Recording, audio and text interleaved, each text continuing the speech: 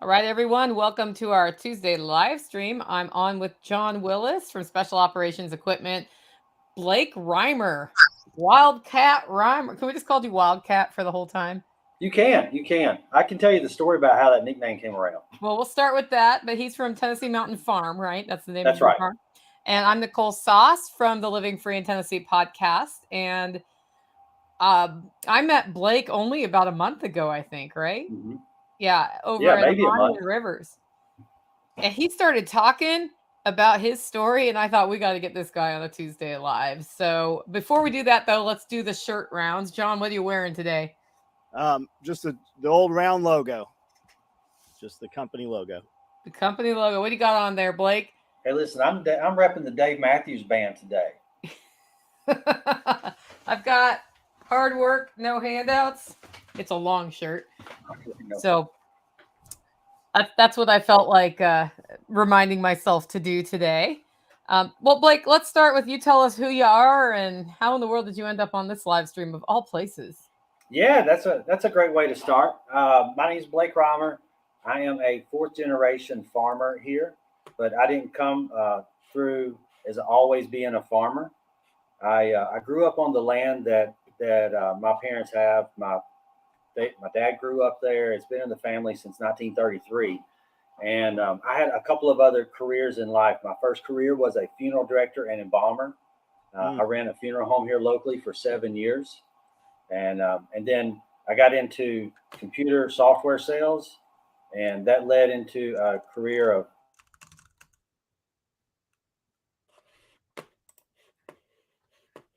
easier in a time when no one wanted to do online stuff in medical hospitals. So that was a good 7 years of learning the medical industry, and then I came back and tried to farm with Dad for about 3 years, and we figured out that we could either farm together or we could have a relationship, but we weren't going to be doing both of those. And so I landed a really nice corporate job in medical sales, and was over the whole state of Louisiana and the coast of Mississippi for Drive Medical that made bent metal products, wheelchairs, hospital beds, cane crutches. And because of my previous history in selling software, I knew coding really well for the medical industry. And as a rep selling wheelchairs, I could go in and show them, if you'll get a few more codes added to your wheelchair, you can actually make money. And so I did a good job of showing them how to make money based off of what everybody else in the market was doing to make money. And it was great. Sales went crazy down there for Drive Medical. But as I was living in Louisiana, having a great life, I had this thing called an expense account where I could go get business and they paid for it, and that was wonderful. But my parents were still raising commercial chickens. They had we've been doing chickens for a long time on my farm, somewhere around 40 years. And they were in this typical situation, which is sad to hear about these days, where they'd raised chickens for 35 years, but yet at the end of that, they still had debt on the farm, and the chicken company had cut them off because they needed to make an upgrade or two. Um, Can you and kind of explain how that works? So they were doing the kind of chicken raising that we tend to not encourage people to get into, which is like the big chicken houses yeah, for a company like Tyson or whoever. yep. How does that work that you get into that? And how do you end up in debt on your own property that way? Okay, the way the system has been designed to work by these multinational corporations is that they get a farmer who doesn't have a chance to make a real good living on the farm, but he's got a few acres of land, and it can be as little as 10 or 5 even. And they talk the farmer into going into debt to build a barn on their farm, and the farmer has to pay that debt off by growing chickens for the company. And so then they place chickens and they bring you feed. So the company pays for the chickens and the feed. Uh, but you, as a farmer, have to pay for the barn and for the utilities. So the thing about growing chickens in the wintertime is when you get chickens, they still got to be 92 degrees inside that 20,000 square foot barn. And as the farmer, you're the one that's being told it's got to be this hot. And also you got to buy the gas. And so then you grow these chickens for them for depends on the market. Each complex, when I say complex, Chattanooga market it is a complex of integration. So they have hen houses, they have egg houses, they have pullet houses, and they have broiler houses, and they're managing that whole complex of system. But they're looking for a certain number of chickens to fit into this machinery they call a processing plant. And so the day that I was told when the chickens would be processed, they're just trying to match up what their customer for the market, let's say Chick-fil-A, is wanting for a full-grown chicken. And they're trying to fill in the spots available for the week. And so typically, if I could grow a chicken for 43 or 44 days, I could hit a 5-pound bird. But sometimes they needed my chickens on day 38, and that's about a 4.2-pound bird. And when I was growing 100,000 chickens at a time, you're talking about 80,000 pounds difference in a flock size that I had no control over when it was going to go. And when you're talking about getting paid by the pound, that could be a swing of $7,000 to $8,000 per flock 6 times a year, as to whether you were making money or skating by or not making money. And when I came back, my goal was to pay off the debt on our farm and turn the chicken company off. 40 years is enough time for anything for that. And so the reason I came back is because they'd cut them off. And when you cut someone off, that means your farm payment isn't getting made. And I knew that Dad was carrying a lot of debt, and he wasn't able to keep his life insurance at the time. And it just started weighing on me in Louisiana, having a good old time with those Cajuns and enjoying life. But yet 3 generations of work and stress and energy and effort were all going to go away to the bank. I think we're having a couple of internet glitches here, guys, so stand by. It was over Halloween one day. I came home, and I know that because he called me in November to agree that I could come back and take over the whole farming operation, and try to get things back on track. And so we left Louisiana. Stephanie and I, my girlfriend, we left Louisiana in 2018, January, and moved back. And got birds placed the 3rd week of January. And they'd been 6 months since we'd had birds on the farm. And then Dad got sick the first flock. We just got chickens placed, and he got sick, and he was ill from some accidents around. And so when I came back, I thought I was going to get to help them manage their commercial chicken thing and get that back on track. Well, I went way out to the back 4 acres of meadow that the chicken company didn't know about, and I'd raise my Joe Salatin pasture-raised birds back there and start my regenerative farming practice that way. So you knew you wanted to do regenerative farming, but you also knew there was debt on the farm and a history. Oh my gosh. Yeah. And I knew, like, from 10 years earlier, so 15, 16 years ago, Joe Salatin had these crazy videos on YouTube. And I was laying in bed, laying at the house at night watching YouTube videos of a guy who was getting paid $30 a chicken and not 30 cents a chicken. And I had decided when I went to Louisiana, it was a disagreement. And I went down there with that. They can have that farm. I am going to make my own life. But time changes things. And so when I came back, I fully expected I could probably do some organic rotational grazing and pasture birds. But Dad passed away in March after we came back in January. And I quickly found myself a commercial chicken farmer. And luckily, I had corporate experience at that time to come back to that situation, if you will. And from my corporate experience, I learned that it's different dealing with corporations than it is dealing with people around you, in the sense that the people around me are always going to try to be completely honest with me. I'm completely honest with them.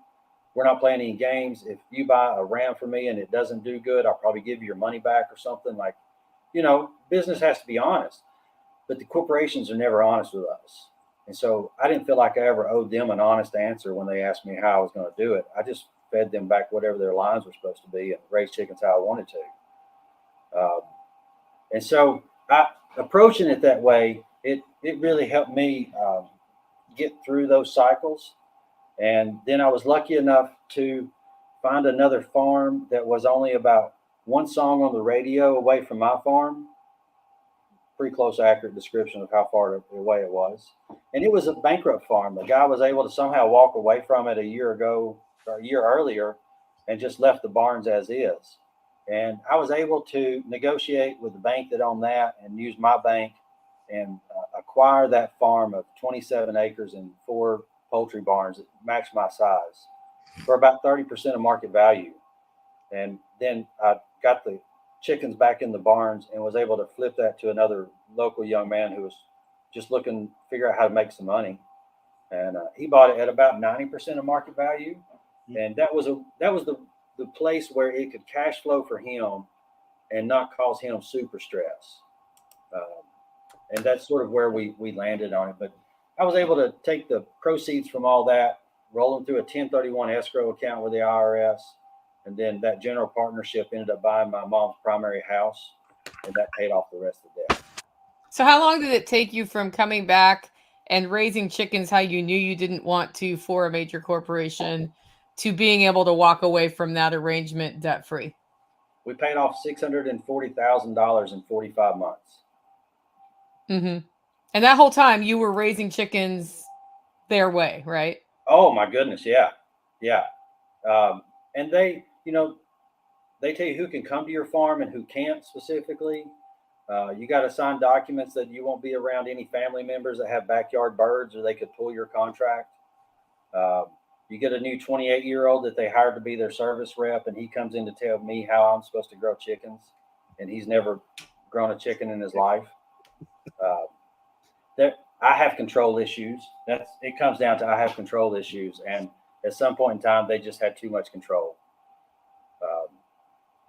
But I will say, it is a way to make somewhere between $20,000 and $90,000 a year. That's a big, big range to, but it can't happen. And when I say raising chickens, when I had the 2 barns, that year I was raising 220,000 chickens at a time, 6 times a year. And so I was able to produce somewhere around 1.2 million chickens to the market. That was not fun. How automated is that? How much physical labor is that? There's a lot to that question. And the answer has to do like how old the barns are, how old the equipment is. You got all these electric motors and they can break down over time. But it's very automated as long as the computers work. August the 13th, 2019, one of the hottest days of the year, and I had a main breaker in a house flip out, and an alarm went off, and I went straight there, and it took me 13 minutes to get to where I was on the farm to get to that house, and I lost 13,000 chickens in 13 minutes that day, and we had a plan in place with a contingency plan about how to deal with that, but by 5 o'clock that afternoon, we had them all buried in a really deep ditch, and that's how I lost $25,000 that day. Mm-hmm. Was that because it just got so dang hot in there that day? It got hot. It was an old, 20-year-old breaker, and it flipped out. Unfortunately, it's on the other side from the generator. I have 2 65 kilowatt generators on the farm to be able to power the barns in case of power outage. That automatically flipped on, but it was on the other side, so the generator never knew to kick on. So you can, they are automated. When the chickens eat the feed in the last pan that's in the line, a motor kicks on and it fills up the whole line. And then as the little hopper inside the house empties out from that happening, another motor kicks on and it brings feed inside. So on a good day, you never have to touch the feed. The waters are on nipple water drinkers, and there's a water meter in there, so I can tell every day how much water the chickens are drinking, and it's a good indication of the health of the flock. If water goes up, and then it's down by 30% the next day, something's going on in the house. Yep. The computer systems are all tied to alarm systems. The newest ones are apps on your phone, so you can turn fans on and off. You can raise and lower the temperatures. There's a lot of science in how they raise chickens that way. I know a whole lot about static pressure. That it takes a static pressure of 10 to pull the air across the top of the chicken house for 20 feet, so it meets in the middle and doesn't dump down on the chickens. And, airflow was real important in that. But it's also about how much can they squeeze profit out of this company. And the way that they do it is they convert corn and soy into chicken. And the more efficient that you can do that, the more money you can make. The way they pay us is they pick up my birds. Let's say they pick up my birds on a Tuesday night. They go into the processing plant and they can tell me how much the live weight of that flock was. And then they calculate how many tons of feed they brought to my farm during the flock growth. And they come up with how much my feed conversion ratio was. And when I first started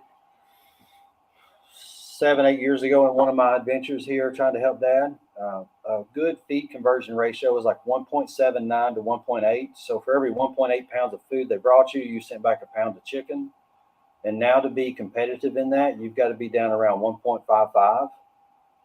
So 20-30% more competitive.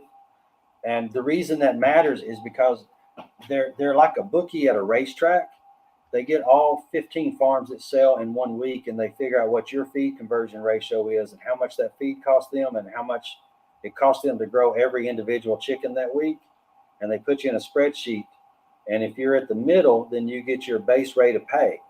But if you're below that, they take away points from you and give it to the people that grew more efficient chickens. And so the chicken company never loses money on you growing bad chickens. They still get their average. They're just taking money away from the growers that don't do it efficiently. Efficiently being, your houses are 3 degrees too warm on a summer day like this, because they're older and not as efficient. And because the chickens are a little bit warmer, they're spending time trying to get cool and not eating and growing.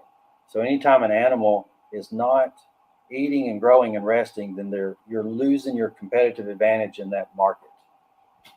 Are you still doing big chicken like that?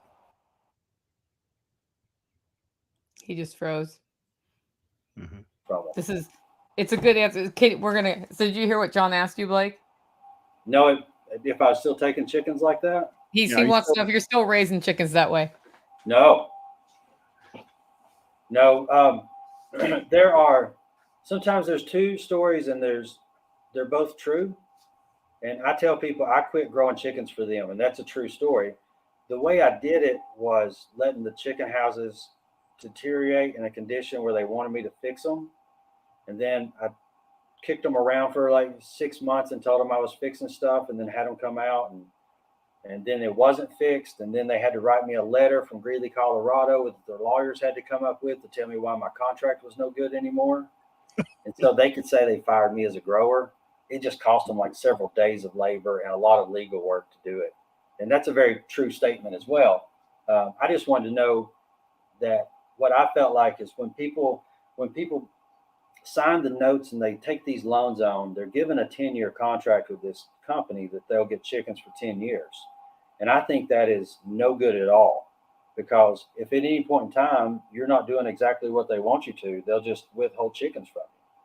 I think it's the same thing with the pig houses too. It sounds very similar. It started in chickens and now it's made its way to pigs, and they're trying to get cattle that way. Yep. And before you know it, there'll be 10 pig houses there, man, and they will own you. Yeah. Not here. So you had to get him to fire you. You couldn't just leave. It was more fun to do it the other way. So what do you still, are those structures still in place? Sort of. The hard part that I have come to is, my goal was to pay off the debt. I didn't set enough goals for after that. And then I had a really hard time taking down infrastructure that I knew how much it took to put it there. Mm-hmm. But over the last 6 months, Mom and I have made the decision that 3 of those barns, they're 20,000 square foot each, 40 feet by 500. 3 of them are coming down because they no longer fit the vision for what I want the farm to be. And one of those is going to be a pad for RVs to go in for full hookups. So I can have 7 RV spots there with full hookups. And then the other 2 are going to have 3 glamping tents on each pad. So I have a glamping tent now on the farm that I Airbnb out. Cool. And that's done so well that we're taking down those 3 barns for those those activities. It took me too long to come to that realization that even though it's a perfectly good barn, it just doesn't fit the vision for my farm anymore. Yeah. So, and then So one on other, the day you'd paid off the debt, did you just like flip a switch and become a profitable regenerative farm? I became an unprofitable regenerative farmer. What did that journey look like? So you knew you wanted to do regenerative farming, but there was over $600,000 in debt, which you finally paid off, and then you got yourself fired by the big chicken cartel, and then you're like, okay, so this regenerative stuff, I got to make money doing that. Is that basically how that went? Yeah, and I had a little cushion left over from that to be able to take a year and try to figure out a cash flow opportunities and build the different enterprises on my farm to be able to make little flows of cash from different areas all the time. But while I was doing commercial chickens, I was already into rotational grazing of the cows. I had already built a no smell indoor pig pen to be able to raise my pigs through the Korea natural farming system. I had already acquired the American black belly sheep that I have on my farm and started building my flock size up. And so while I was doing the commercial chickens, I was already adding these different little ventures. It just became that the chicken houses being there limited my opportunity to have people on my farm, thus limiting the opportunity to make more money. And so cutting them off, it cuts out more than you realize. When I paid the debt off, no longer did I have that $90,000 a year farm payment to make. And then I didn't have the $18,000 a year insurance bill on those barns. I didn't have the $22,000 gas bill to heat them in the wintertime or the $18,000 electric bill to cool them in the summertime. And so all of a sudden, if I just made $25,000 of profit, I was making more money than when I was grossing $200,000 and paying all the bills. Plus, I was growing my own food, and so the grocery store bill has gone way down. Yeah, that's a really good thing to.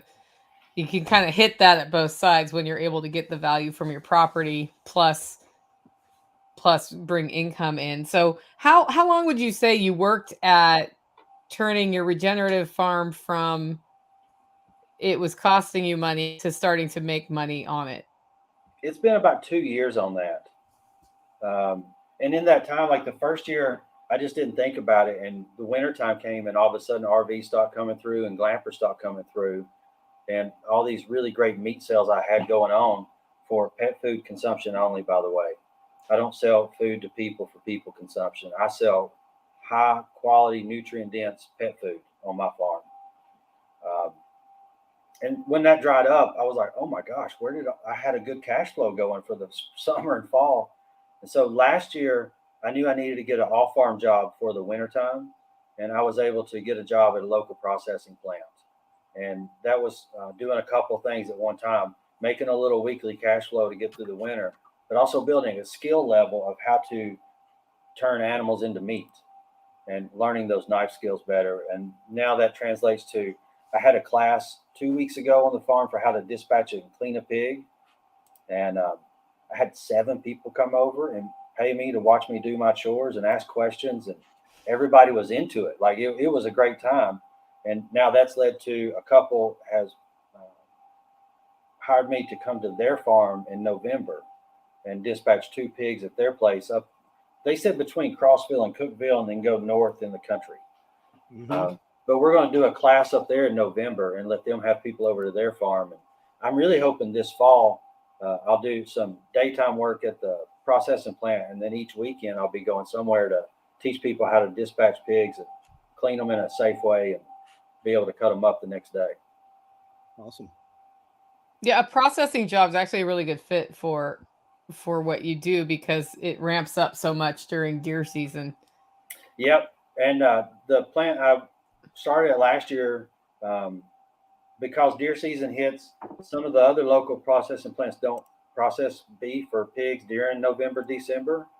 And so that's a busy time for them to have someone be able to come in and have a skill set already there, just pick up and start deboning and cutting.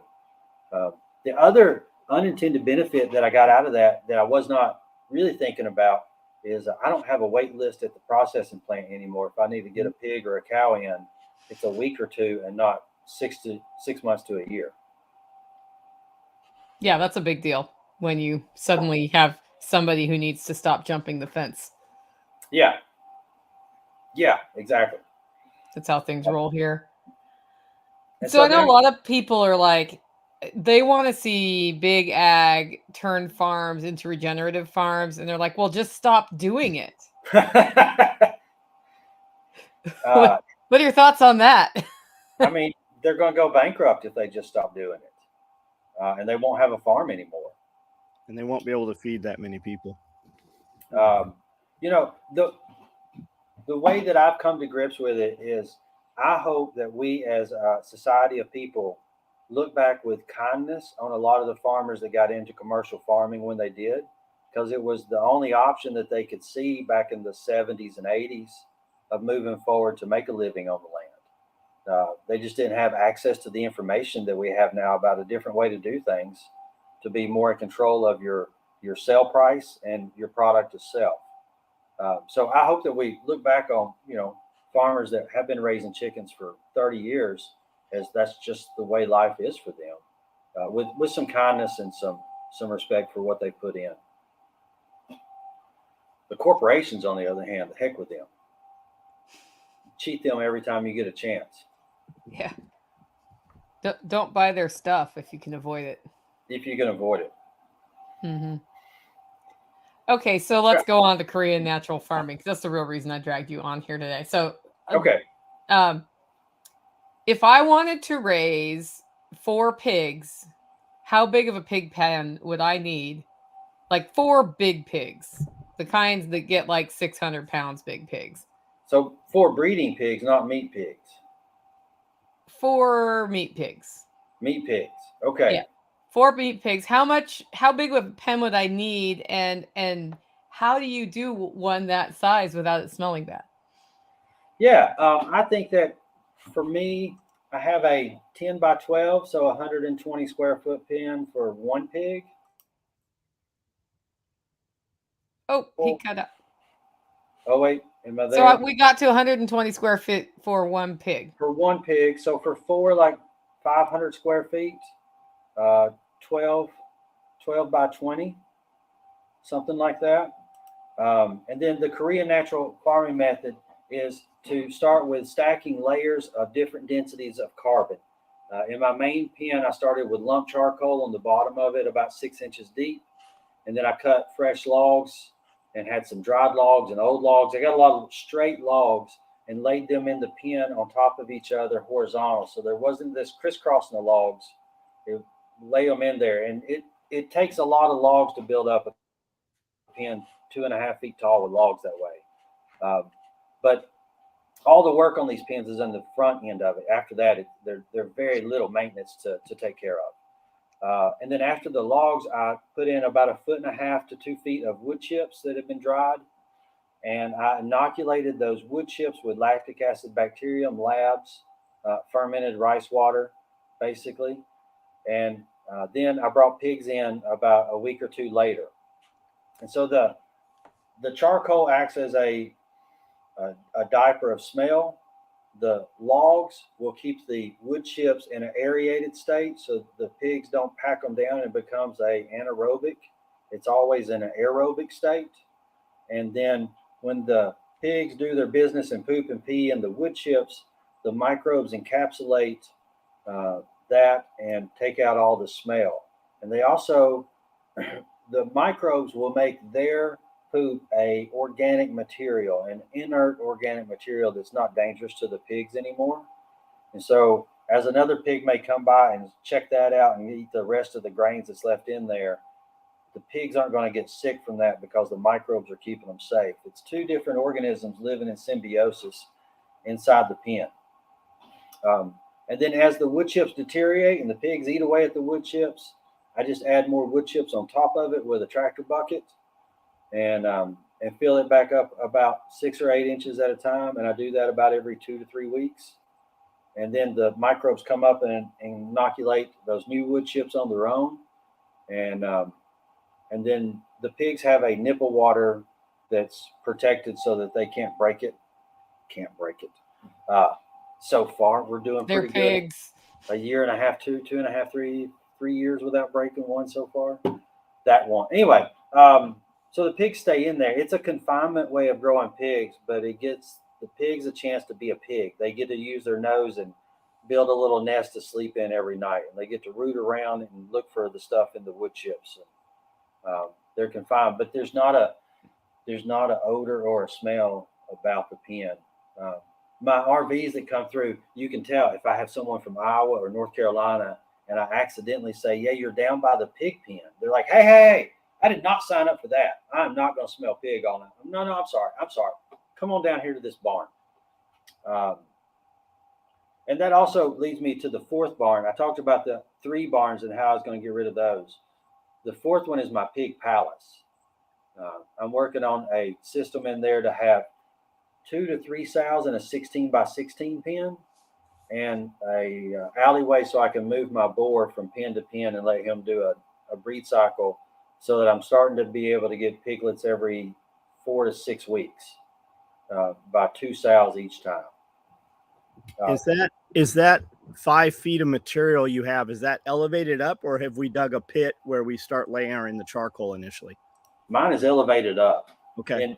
And all if you get into Korean natural farming, you're looking like Chris Trump and a few of these guys who talk about how to do this. And that's where I learned a lot of my stuff was the YouTube University on KNF. All of them were digging down, but I feel like the reason they were digging down is they didn't have a 15-foot tall barn to go under. And since I had a really tall barn structure already, I decided to go up with mine. And it gives the pigs a nice elevated living situation for people to be able to come see the pigs at eye level. And so when you walk up to my pigs, they're looking you in the eye by standing there. And I think it's a 10-year system. I'm 6 years in, and I think I have 4 to 5 more years before the wood logs will finally deteriorate. And I'll just move the pigs to a different pen area, take everything down, and see if that's the way I want to use that barn in the future. If it is, I'll build another pen back like that. So we're not pulling any compost out of there or anything like that until year 10 about. And we have another freeze. We'll repeat your question when he comes there back. There we go. Y'all paused on me. Okay, so did you hear his question? So you're not pulling any compost out of that? I'm just adding wood chips to it and letting the compost build up over the years. Now, that pen has worked very, very good. And I found that I want to sell more piglets for more people to raise their own pig for their own family.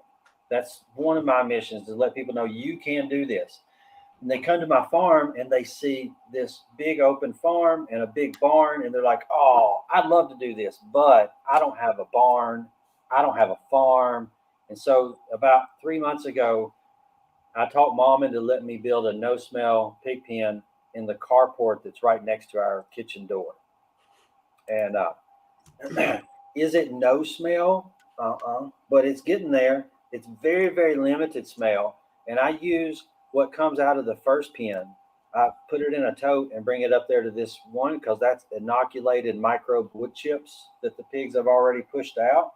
And I just have a little scoop, and I scoop it up and throw it in on where the pig's doing its business. And over time, it's definitely becoming a very nice centerpiece of my farm to walk up with guests and be like, and here's our pig, right by the house. And so I know it can be done, and I'm trying to show more people, like even on a small scale, you can take about 20 hours and build a pen. And then in the morning, you're talking about one little scoop of food in the pen, and you're done for the day. And then the afternoon, one more little scoop of food. And then maybe at lunchtime, if you got a little left over, you go scrape that out in the pig pen. He's our composter, he's our recycler, and going to be some really good bacon in about 4 or 5 more months. Now, when you say wood chips, are we using bales of like pine from Tractor Supply, or are we running them through a mulcher? Neither.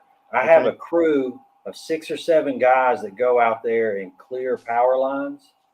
And then they bring their byproducts to me. So I feel like I have 7 people working full time for me with about $500,000 of equipment. Yep. And they bring the stuff to me, and then I just never have to pay them on Friday. So we've had thousands of dump truck loads of wood chips from power line crews dumped here. This was a gravel pit. And now we've got 20 inches of soil. But our Okay. crews stopped using wood chippers and they use grapple buckets, and now they dump all that in the canyon. So we haven't gotten any wood chips in 2 years now. Oh, Ouch. Yeah. And then the first time I met this crew, I was raising commercial chickens, and I had a concrete pad that was 30 feet by 100 that they could dump on. But then the next time they came around, I was out of chickens, and I told them, like, can we fill one of these barns up? And so I have about 15,000 square feet of wood chips that are 6 feet tall. Yeah. So and jealous of dry. your wood chips. And dry, right? That's the other part, is they're dry wood chips at this time. Yeah.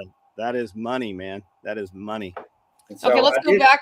Go ahead. Sorry. No, I was going to say, I just got lucky at finding this byproduct and making the relationships with the people that were making it, and then it just really paid off.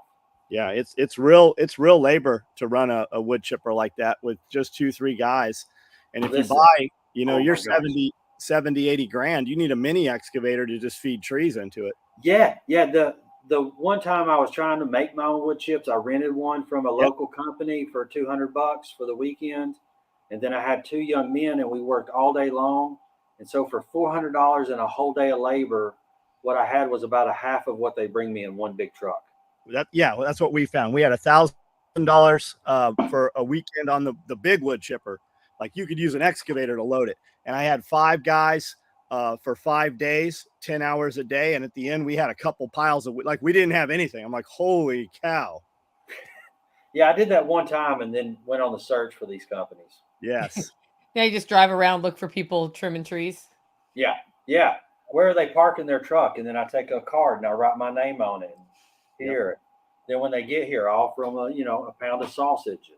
Yeah, you might as well leave $100 bill on the windshield. That'll get their attention. And the easier you make it for them to come in and out. If you've got fences and gates, man, they are not coming. No. And that was the other thing, is being a commercial chicken farm. It had to be set up for 18-wheelers to roll in here at any time and drop off feed or get chickens or drop chickens off. And so it makes me have a really good place for RVs to come. And even if they got the big diesel pushers pulling a truck, I'm like, no, just do a U-turn right down there. There's plenty of room. Yep. Yeah. Big difference. Okay, so point of clarification, when you talked about layering the system for your pigs, they're asking just regular charcoal that you use on a grill? Or what do you mean by charcoal? That's a pretty important thing. Yeah, no, what I mean is about a 40-hour project of clearing fences and stockpiling enough carbon wood in a big pile, and then doing another 5 or 10 hours of cutting trees down to be able to have it right next to that pile. And then as you build the big fire up, you build it in a pit so that you can pile dirt up on the sides of it, so that as you get a coal bed and then you layer the logs over it, and then you give that an hour and they burn down, then you layer another thing of logs over it and you let that burn down till it gets a nice white ash on it, and you push dirt up to the edges of it, and then you take a water hose and spray it down for about 2 or 3 hours, and then you've got lump hardwood charcoal to be able to put in the pen. It was so basically much work. Making biochar, but you did it on large scale, right? Yeah, I did the 55-gallon method of it. I made a barrel that I cut in half down the long ways and opened it up and made flaps and had airflow I could close off at the bottom. And you spend your 4.5, 5 hours on that, and you have 35 gallons of biochar. But that does about a 2 foot by 2 foot area for me, and I needed 16 feet by 40. And so it was so much work that the pen that I put at my house, I didn't use charcoal, because I don't know how necessary it is for small scale. And the only way to find out was to build a pen and see if it stayed no smell without using the charcoal, so that I could know. Because a buddy of mine, Stephen Cornett with Nature's Always Right, did a pig video about 2.5 years ago with me at my setup. Number one question I asked out of that was, my goodness, how do you make that much charcoal? And it became like a stopping point for anybody to even start trying. Is they're like, I can't make the charcoal. So the newest one, I just cut that out to see, is it absolutely necessary? And it may not be. Yeah, I was talking to somebody who built one based on your design, and he was like, I got about an inch of charcoal on the bottom. Work. It's like your shirt says. Yeah, it's work. Okay. How do you deal with ants in your wood chips? this person always ends up with fire ants when they have wood chip piles. Geez, why do they got to bring these things up? I haven't even thought about that. We do. We've got them in our wood piles. We have ants, turtle eggs, snake eggs, and lizard eggs every time we take scoops out of the big wood piles. Oh, I haven't noticed ants in them, but also I'm in a barn covered up. Yeah, his are dry, so the ants are going to be less attracted to that. If you have them outside, they are getting wet. I, too, do not worry about ants in my wood chip piles because I just don't care. I mean, I care when I get the fire ants on me, but I usually can tell they're there, so I take steps to not get them on me. My fire ant battle is around my in-ground hydrants that I have buried pressurized water line for the animals with quick connects. And I use a round plow disc as the cover of that. And that plow disc creates so much heat that apparently fire ants love it. So about 3 times a year, I have to buy a few bottles of the fire ant repellent stuff and carry and sprinkle over every one of those. Or I'm playing that fun game of, can I plug this in and not get bit? And you lose.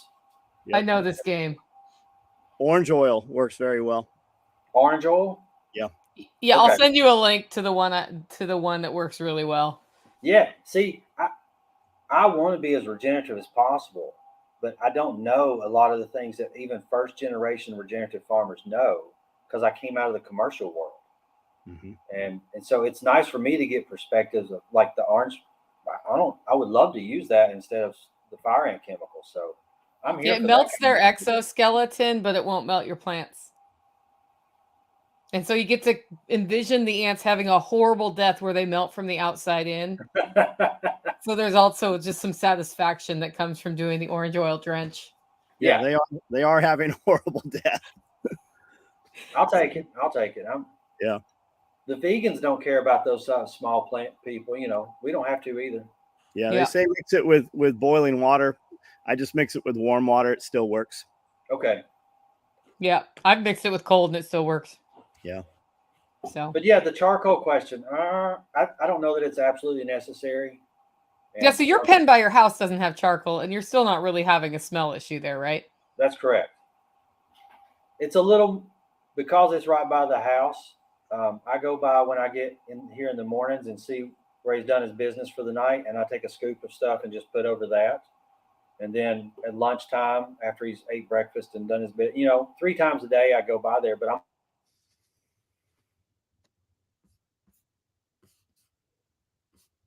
this is one of those very low smell. Yep. It seems like every time you freeze a little bit and I talk, then you start talking again. But if I don't talk, it's just a longer gap. So longer gap. Yeah. So somebody wants to know if you have a website with pictures. Instagram is my best place for that. I let my website go, and I think I should get it back, but I haven't made that decision yet. But Instagram and YouTube is where most of my social media goes to. What's your Instagram? It's Blake Rymer, BlakeRymer. I think that if you pull up TNMTN Farm, Tennessee Mountain Farm, but through the abbreviation, that comes up as well. There was just no way I was going to say, hey, what's your email address? It's Blake and spell out Tennessee Mountain Farm. Yeah, the first thing comes up is your TNMTN Farm. It's there. Okay. With things on it, even. I would love followers on that. I think I got one of those shadow bands on me about 6 months ago. Your pictures are good, man. Your colors are really good. They let me post a picture of dispatching after I dispatch a sheep, you can take a pressurized air hose and make a slit in his front leg and blow up the skin away from the body. And it makes taking that pelt off without having nicks in it just a little bit easier. And it stayed up, but I started going from like 10 or 15 new followers a week to 1 every 2 weeks. And so I'll take it. I don't care. So they didn't like the skin balloon approach? It was the testicles blowing up in the skin, I think, like balloons that made it sort of. TikTok wouldn't even let me post it. Yeah. Which is bizarre. Yeah, it's weird. TikTok's odd. Yeah. Yeah, you can see other crazy stuff there, but nothing about farming. Yeah. No. You also cannot say the word deviled eggs without them taking your live stream down. Apparently. Oh, I heard that. Yeah, if it was your own testicles, they'd be fine with that. Right. Yeah, that's what I was getting at. But yeah, those two places is where I try to upload my daily life of what's going on around the farm. But you're not going to see some kind of edited video. I'm not going to be a video editor. I'm happy to share and try to show people what I got going on. But I'm not going to spend 3 hours a night editing a video out of it. So, Well, you got one new follower right here. Thanks, Nikki. Yeah, I followed hey, him. 2 new followers live online. Woo! look at that. I already followed you earlier. What breed of pig is Blake raising primarily, and Okay. why? And wine. Yeah, there's a story about wine. Whenever I was in Louisiana kicking around with friends down there, I kept on just telling them about the things I wanted to do farming. And I can remember one weekend talking to a new friend, and at the end of the weekend, he just goes, "Why are you not farming?" Well, what are you talking about? He said, "It's all you've talked about all weekend. I don't know why you're out here slinging wheelchairs when you could be farming." And that did hit a little home. But with pigs, I'd heard about the Mangalitsa pig from Hungary and how amazing they were supposed to be. And one day I was up at Benton Country Hams in Madisonville, Tennessee, and the owner was there. And he was gracious enough to give Mom and I a tour of the place. And we got to talking pigs. And I said, "Have you seen the curly hair pigs?" He said, "Oh, you mean that Mangalitsa? That's the one. Yeah. He said, "I've even tried it." What'd you think? I want to know. And he said, "It was good, but it was just too fat." And I said, "Well, what's your favorite pig?" He said, "I like those Durocs." I said, "The big red pigs." He said, "Yeah, I sell bacons and hams, and they're big hams and long bellies." And then he stopped and looked up and said, "I guess if you combine those two pigs, that might be the best thing I could imagine." Anyway, let's go look at these bellies back here. And, it was just someone that has been in a craft for 3 generations. And he was not giving advice. He wasn't telling me what to do. He was just thinking out loud about these two things and said something. So I didn't even start the car when we got in. I said, "Mom, I'm going to find Mangalitsa pigs, and we're going to find a Duroc, and we're going to breed them, and we're going to see if he's right." And so about 4 years ago, 4.5 years ago, I found 2 Mangalitsa pigs that I had to do an 11-hour road trip over to get and bring back to the farm as bred gilts. One of them lost babies because it was 4th of July when I got them, and that 11-hour trip was probably too much. One of them had babies, and then they both had another set of babies with a Duroc cross. And so now I've got about 8 Mangalitsa sows and 1 pure blood Duroc and 1 Duroc that is 25% Mangalitsa. I'm just going to talk so he comes back. Oh, darn it. It didn't work. It did. Yeah. Oh, there you are. Okay. So Mangalitsa and Duroc to get the best carcass meat that I can get with the nicest fat with a ratio blend. The Mangalitsa is too fat for most people to deal with. They're about 60 to 70% fat and only 30 to 40% lean meat to eat. And, you sell a pig for $1,000 to someone and they get back about 100 pounds of meat and then 150 pounds of fat. And they're like, "What are we doing with this?"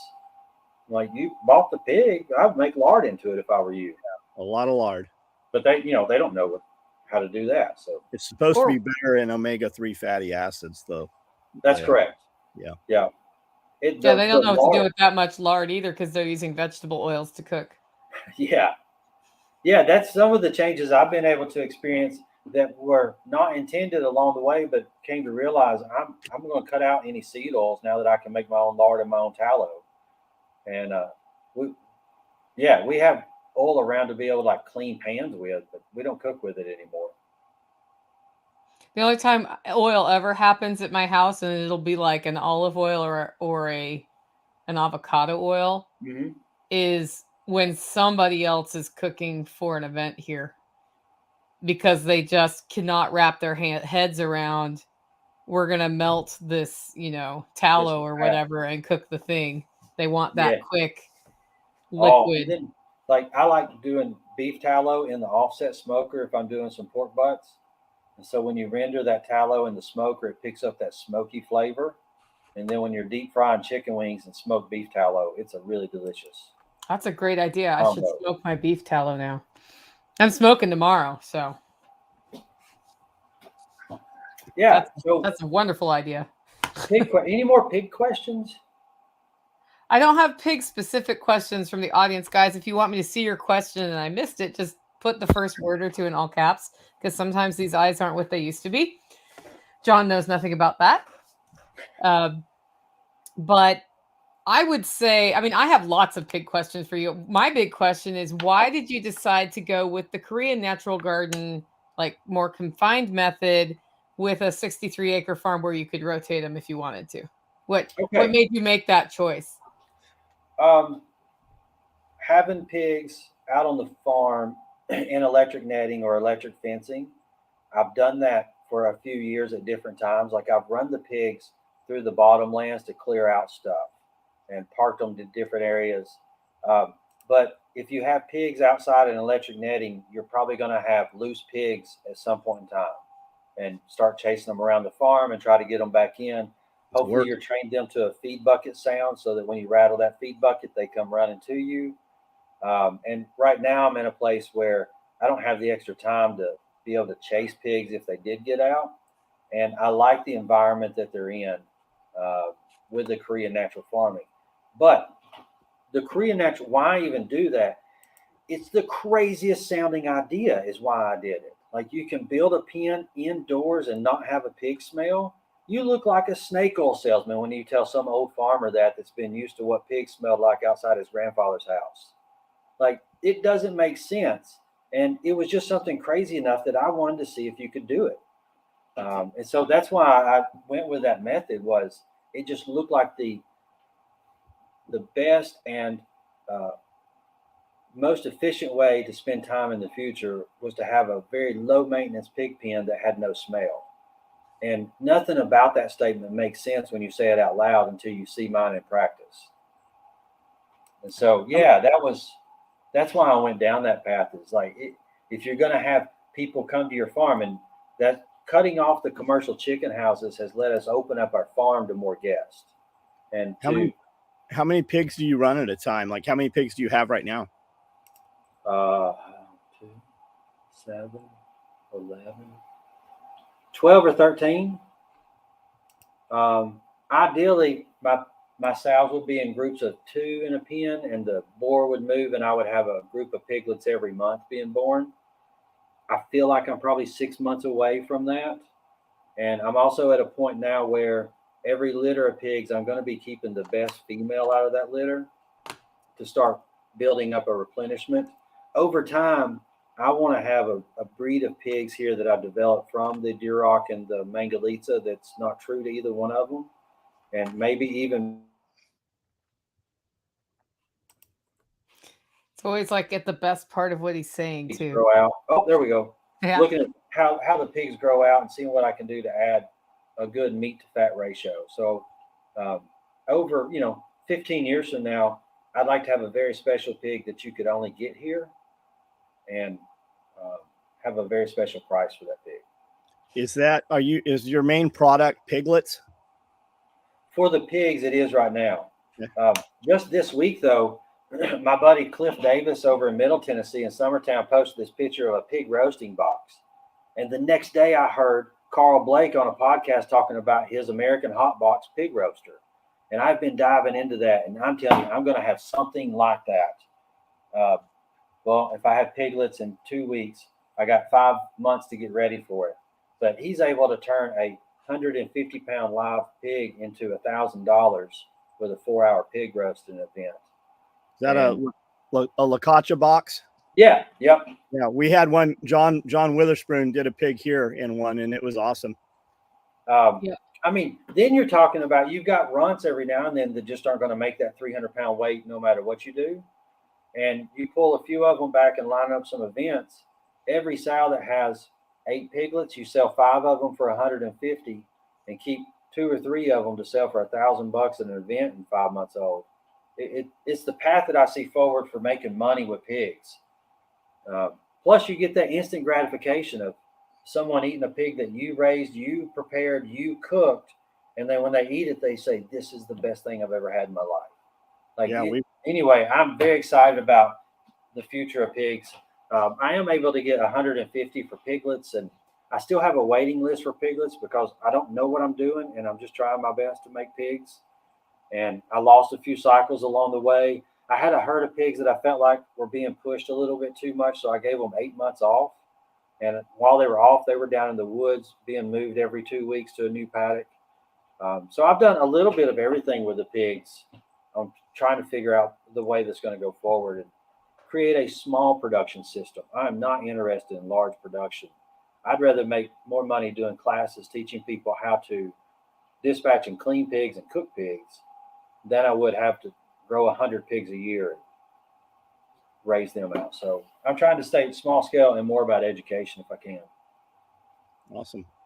What else? So what do you do with the rest on that 60 acres other than those pigs? I have American black belly sheep. As I started grazing cows in a rotational fashion, I realized that they are not eating as everything that they needed to in the grounds. Now, I didn't know what I was doing either, and you could probably get them to, but the sheep will eat those stemmy forbs that the cows aren't going to eat. They're going to eat buttercup, which we had this invasive buttercup. They're going to eat ragweed. They're going to eat, a lot of different things. And so I knew I needed to add sheep to the mixture. And I knew I wanted hair sheep and not wool sheep. And in the hair sheep world, I had some neighbors that were already raising Grand Champion Katahdin sheep. So my corporate life taught me don't try to get into that war where you're trying to sell against someone who already has a fantastic flock. And I'd heard about these American black bellies and all the characteristics of them that I wanted. Hair sheep that shed, low maintenance. They do good of raising their own babies on pasture. They're parasite resistant more than other sheep, and also they look beautiful. And so it took me about a year at least, maybe a year and a half of searching for American black bellies to be able to find a flock that was close enough to me to buy. And that was 2.5 years ago. I started with 10, and now I have 29, 28, somewhere in there. American black bellies. I'm selling rams at 6-month-old to people that want a breeding ram. And then next year, I'll hit my target number of probably 40 ewes. And after that, I'll start selling breed stock of unmatched pairs, if you will. My brother and I just talked about a color coding system for the males for next year so I can know who bred which ram or which ewe. And so I do hope to have by next fall 50 to 60 6-month-olds of male and female to be able to sell. Awesome.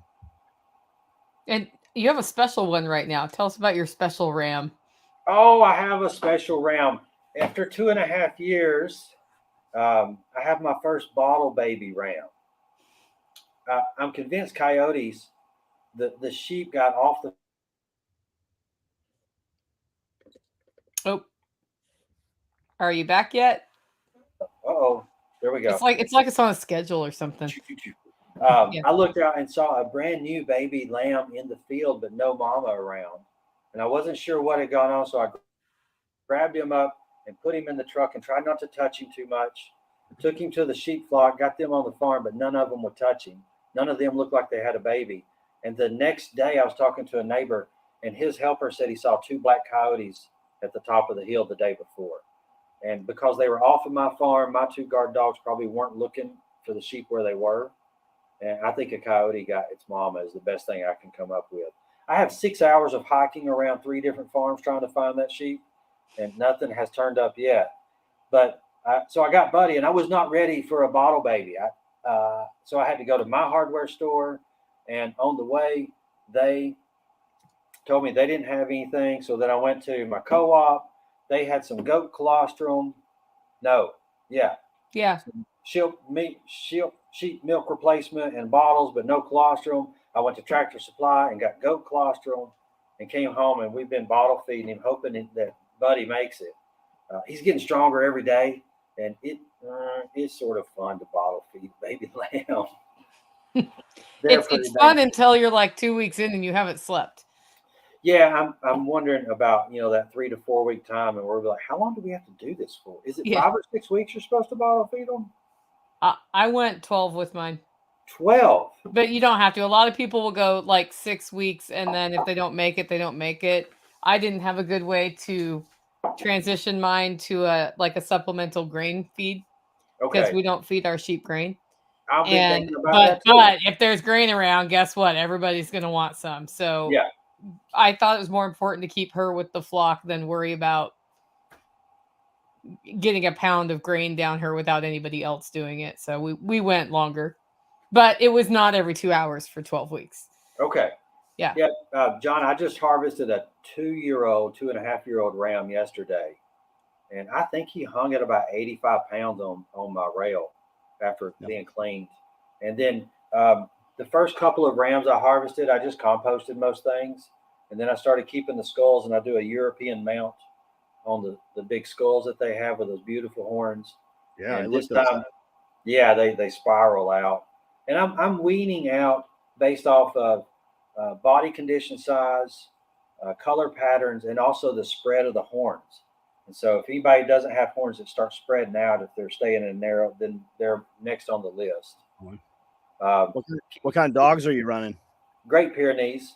Yeah. I would love to have some of that Anatolian or something because they seem to stay with sheep better. And we made a mistake when we got our dogs and they bonded to the farm and not to the sheep. And I have put in 2 weeks where I stake the dogs down in the sheep pen. And that leads you to twice or 3 times a day, you've got to take them on a walk around the sheep. And then as soon as I let them off, they just went straight to the house. Yep. And then I put in electric netting around the dogs to try to keep them with the sheep. And they jumped over that. And then I set up two edges of electric netting, hoping the 3D would keep them out. And they just took the shock and jumped over that. I've decided they're part of the farm. I'm not going to fight this anymore. Looks like Angie has an Anatolian she'll give you. Yeah, the Pyrenees will wander. The Anatolians have more aggression to them also. Like they'll handle coyote load or predator load much more aggressively. My neighbors have seen my Great Pyrenees fight off 6 or 7 in one night in a pack. Good. And they were leaning down, grabbing them by the back and throwing them. That's good. So other than that one where the sheep got off my farm, I've not had any losses since I got the dogs. Good. And that's good. Oh, the first loss was horrible. We had babies in July, and then we went to see the Dave Matthews Band out at the Gorge in Washington State for a week and came back, and there were 10 adult sheep and no baby sheep. And I think coyotes had picked off all 7 babies while I was gone. Or hawks. Or hawk. It could have been hawks too, or buzzards, because we have so many commercial chicken farms here. All those dead chickens out in the compost piles, the buzzards are horrible. Yeah. So, yeah, that's another PTSD moment of walking around finding the adults and no babies. Yeah, I imagine. Well, we've been really fortunate with our sheep here that I had one get sick when within the first 2 months of moving in, and I ended up having a veterinarian out, and it had a brain infection, and that one did not live to breed. But while she was there, she was like, you need dogs with these sheep, because we were closing them in a barn at night because I was worried about the coyotes. And she's like, I know somebody that has 2 Anatolian Pyrenees mixes that have already killed. They were 9 months old, already killed a coyote, and the lady just doesn't want to feed them because she had bred them for somebody, trained them for somebody, and then the person didn't want them. And so I ended up it was a total score. I got 2 neutered male, know how to kill things, Anatolian Pyrenees mix, and it took us about 6 weeks to orient them to where they were completely oriented with the sheep, because they had been protecting goats.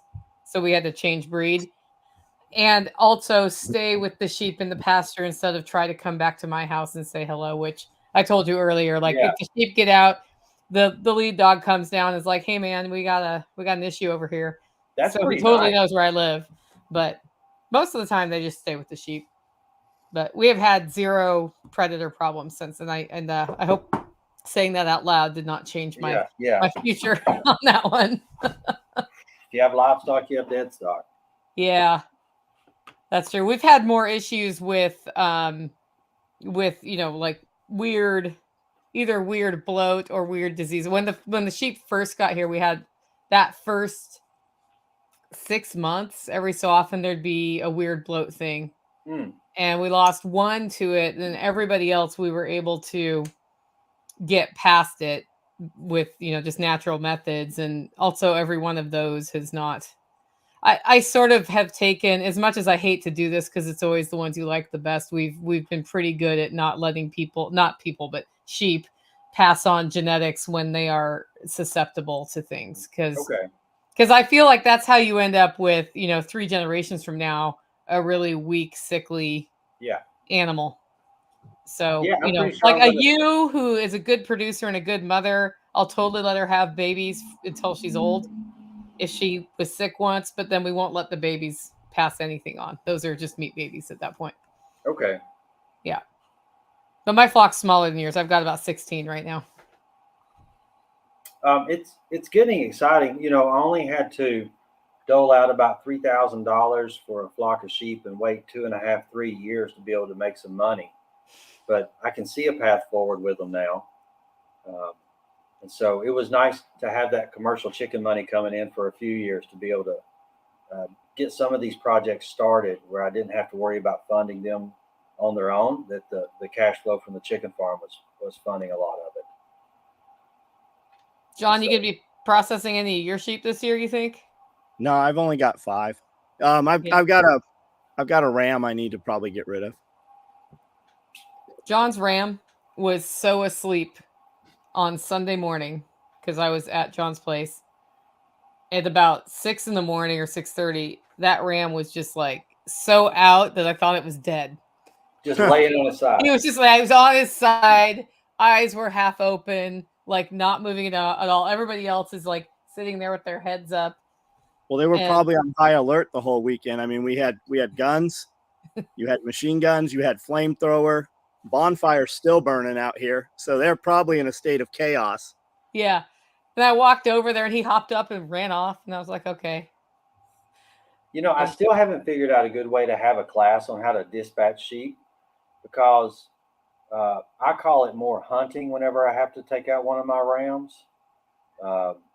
Got to shoot them from a little bit of a distance because they won't get close to me enough to catch them and be able to just stick them. And I had one time where I thought I had his horns, but he had my hands. He turned that head and I just raked the top of those knuckles. And a good friend was with me and he said, not for nothing, but you got to figure out a safer way to do this. Yeah. And then yesterday I learned that a 22 Magnum won't go through the front skull of a 2-year-old American black belly ram. It's going to have to be placed right behind the eyes. I'm glad people weren't around to watch that. Yeah. But, I did take a ram down effectively and, did the job. But just some of these things I'm learning on how to do it better that I really don't know, but I make it look like I've figured it out the whole time. Will they come to feed? They will get close. Because I give them pellets each day. I just a 1 gallon, and I put it in 2 stainless steel bowls so that anytime they've ever gotten out, we can just shake that feed pitcher and they'll come to us. We can get pretty close. I mean, you could almost touch them with a rifle and dispatch them at that point. Then it comes back. Maybe. Yeah. Well, there you are. Yeah. Okay. They're trained to sort of know what that feed bucket is. I keep a bag of alfalfa pellets here to give a treat. But I have my one older one, Hercules, that's 6 years old. He was petted a lot as a baby, so he comes up and I can rub his side. But the only other time I've ever touched the other ones is to put them up in a pen to let someone come look at maybe buying a ram or to catch one up to dispatch it. But other than that, I haven't touched any of the others. Yeah, we take a 1 gallon, we put it in 2 stainless steel bowls. So at any time we can get close to those things, you could almost touch it with a rifle. Yeah, it's something I definitely need to make a little corral kind of place here to be able to, because right now I'm on an open breeding cycle with the sheep to try to build my numbers up as fast as they will reproduce. Next year, I'm going to go to a controlled breeding cycle. So probably after April, whenever they have a cycle in April to May, I'll take all the males out and I'm going to wait until November 1st to introduce them back. So I get early March babies.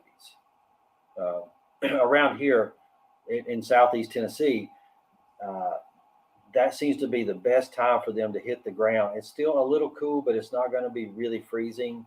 There's no flies out yet, but yet there's already green grass starting to grow. I think that'd be my ideal time, is to have babies in March and then April, May, June, July, August.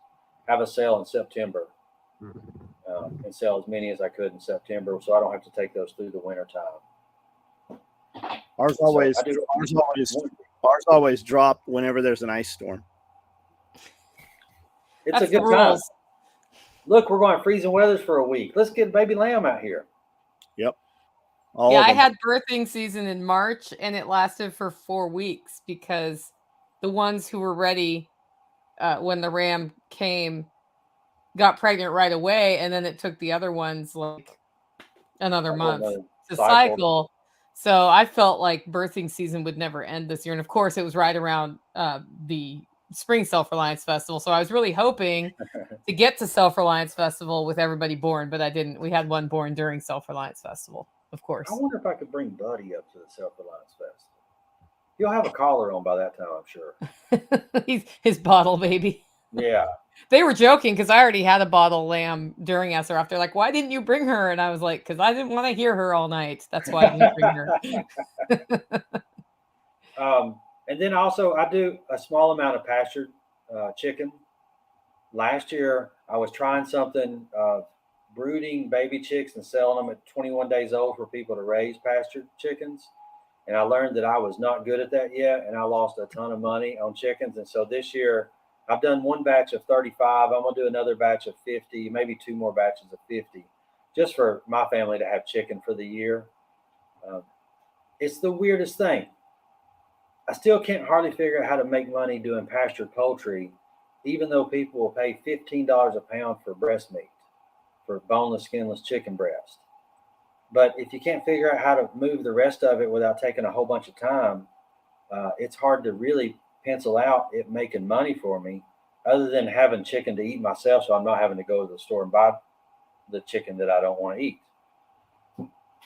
But yeah, I don't know about a good model for how to make a decent amount of money on pastured chicken would be nice to see.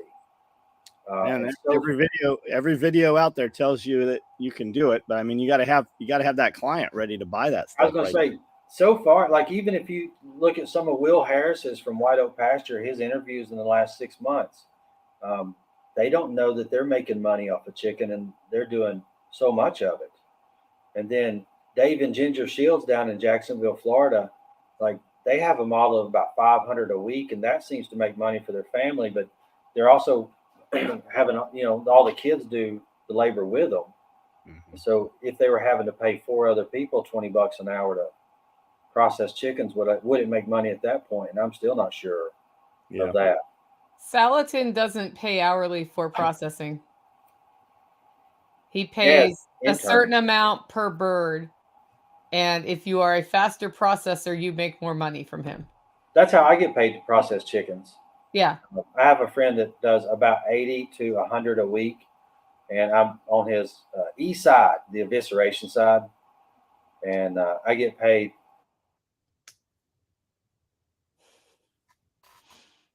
I should time them, like, just so I know it's coming. Oh, there we go. Yeah. One more in a week. I go and I make about $35 an hour to eviscerate chickens. What kind of birds are you running? Cornish crosses. Okay. So how much breast meat do you get out of a Cornish cross in like 7 weeks or 8 weeks? Because I think that's how long you're going. Yeah, I don't like 7-week-old Cornish crosses. Last year, I played around with letting some go 12 weeks. So I would get to a 6.5 to 7 pound whole bird, because I'd heard all these things of if you let a chicken get that big, it's going to be tough. Well, that's not the case for this Cornish cross. Like they have an S growth curve. And so once they hit about 39 to 40 days, that chicken, if given the resources and the right environment, is going to put on more pounds in the next 2 weeks than it did in the first 7 weeks. There's really a good growth curve through that if you feed them through it. Now, the challenge is right now feeding birds on pasture. My good friend Walter is only feeding early in the mornings, about 6 in the mornings, enough for them to get through the day, and then withholding feed because they were having heat strokes if he fed at 5 o'clock in the afternoon. We let some of those go 52 weeks. I had three roosters.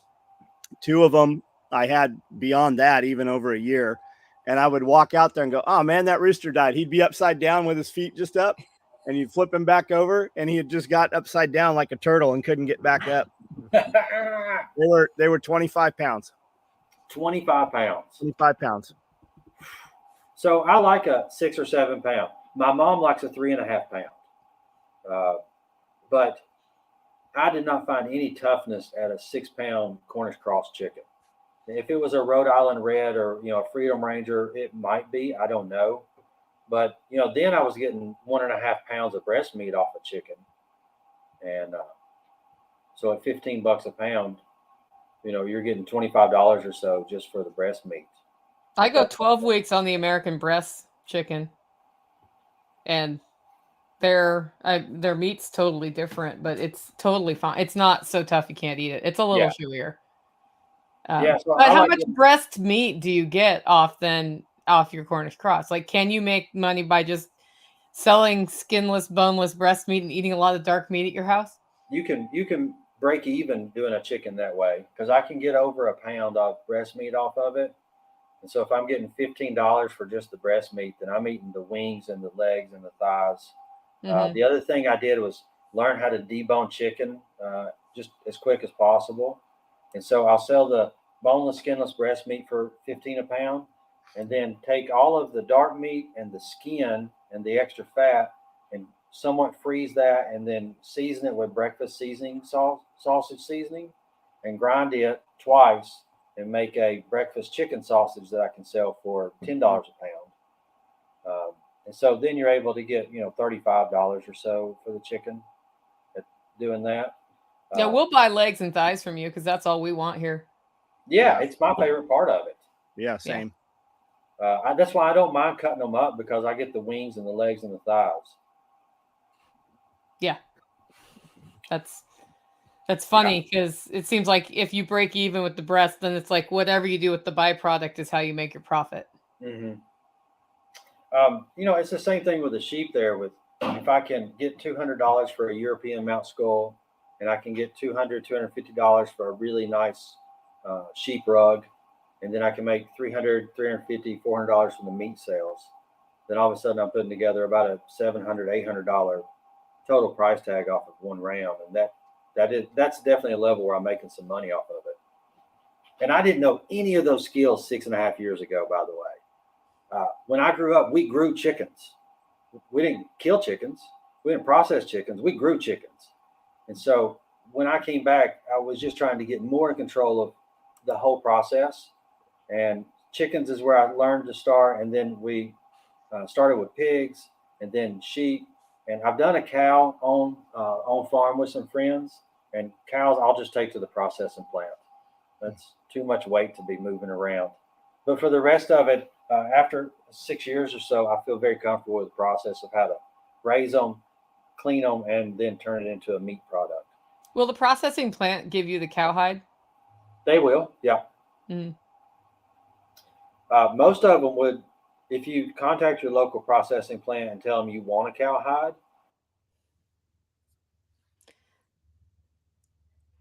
You better say something. It was 4 minutes. Every 4 minutes. We used to have people come at the processing plant that were asking for hides. It's just a byproduct there. It's going to get thrown in the garbage. Yeah, that's the same with the deer hides during deer processing season. They just have them at ours in like these 55-gallon drums rotting behind the place, and they throw them in a big pit and bury them. Yeah. And there was one time where the American buckskin was the most sought after leather of Europe. Yeah. Yeah, I my buddy's our friend's got a big butcher shop, and they actually compost rows of just all the innards and all the entrails. And they have a turner thing that just turns that stuff, and it's a hot compost. They cook it off, and it makes the best compost. Oh, now that's what, since I started having all these wood chips around, my other local farmers that are right next to me, I've started asking them years ago, like, if a cow dies, please don't bury it in the woods beside your farm, because that's creating a lot of coyotes for my sheep to deal with. Bring it to me and we'll bury it in the wood chips. And now 6 years later, I've started selling composted fertilizer out of that at $25 for a little bucket load of my 25 horsepower tractor. And chicken litter for $10 a bucket load, compost for $25 a bucket load. That's turned into another sort of pretty regular income source in the springtime for people looking at raised bed gardens and what to put in it. Yeah, we've done several hog processings here, and we take all the leftovers and put them in the chicken coops, and the chickens just run through all of that stuff. They strip it down. They'll strip it to the skull. That's funny. I take all of my products from the chicken harvest and give it to the pigs, and they do the same thing. Yep. It's like a symbiotic relationship. Yeah. And then my guy doesn't sell all of his gizzards. And so every week I'm coming home with 2 big Ziploc bags of organic pasture raised chicken gizzards. And the pigs love them. They see how many they can fit in their mouth at one time. Yeah. They'll eat everything. It's always fun when you line up the heads. Here's a bucket of heads. I get paid by the heart. That's the thing. Yeah, I get paid by the heart. Collect all my hearts and count them out and get paid by the heart. That's an interesting way to do it. You don't want a heartless bird in that situation. I know it. It also keeps you, you got to separate those things out so he can sell those by the pound too. Yeah, that makes sense. I think the thing that you've done and are doing is figuring out all of the multiple revenue streams that you can tap into to keep, like, this is how I want my farm to be. Okay, how can I make money at every turn? Yeah. Literally, by turning somebody's waste stream into compost, you're making money from that.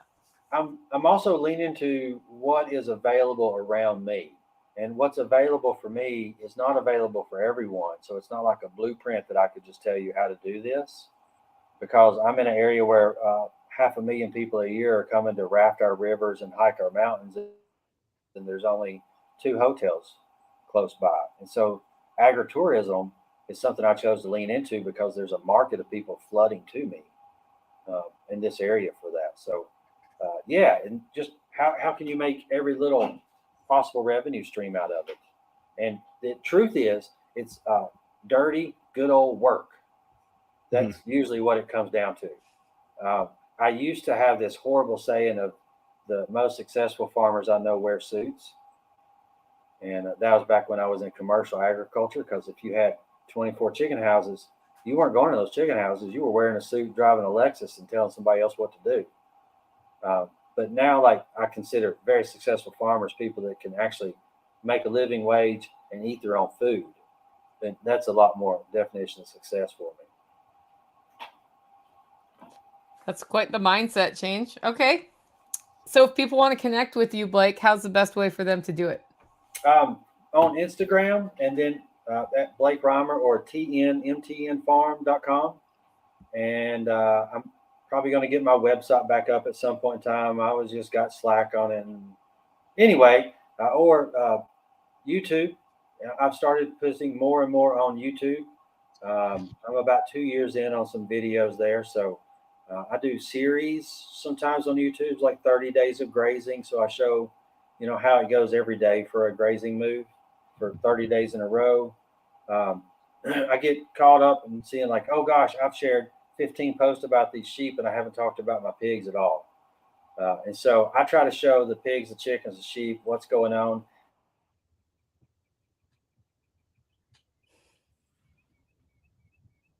I'm going to do a live stream while we're eviscerating chickens and show that and have people ask questions. Awesome. Cool. Guys, check that out. And for the audio listeners, I'll put all of those links in the show notes. And John, what do you got for what? Can I say, if they're in and around Southeast Tennessee or within a day drive of me, and you got two pigs or 1 pig and you want it processed on farm, I'm happy to be open about the conversation for coming out and doing a class at their place. Awesome. Cool. Yeah, definitely reach out to Blake for that as well. John, what do you got for us today? SOEtacticalgear.com. That's my website. On the YouTube channel that I'm on right now, I do a live every night, 9:00, every day of the year. We can discuss whatever you want to talk about. And come out to Self-Reliance Festival. That happens here on the compound. And we will see you guys in October. All right, I'm Nicole Sauce from the Living Free in Tennessee podcast. And yesterday's show was all about 3 easy cheeses you can make at home, because making cheese is delicious. And so I highly encourage anybody who hasn't learned how to do that to check it out, see if you like it. That's at livingfreeintennessee.com. And we did just launch pre-event workshops for the Self-Reliance Festival this week, including 2 classes from Sonny Puzikas, 1 class from Chuck Peoples from Homestead Medical. And on Friday, we have a self-reliance boot camp where you get a whole bunch of different teachers, and you'll be starting with rabbit processing in the morning, and we're going to eat those rabbits that day. So we're going through a whole series of things. Check that all out at selfreliancefestival.com. And I hope to see y'all in October. We'll be back next week.